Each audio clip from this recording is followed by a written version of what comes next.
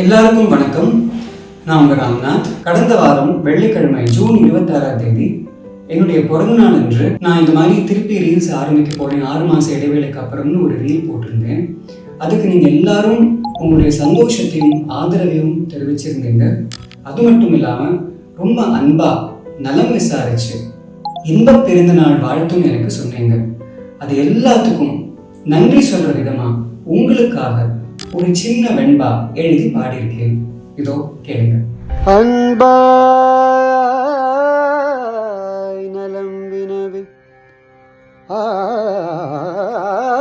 ஆங்கே அகம் நிறைந்து என்பால்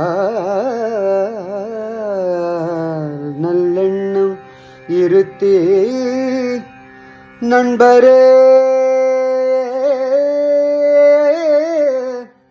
இன்பப் பிறந்த நாள் வாழ்த்துரைத்தீர்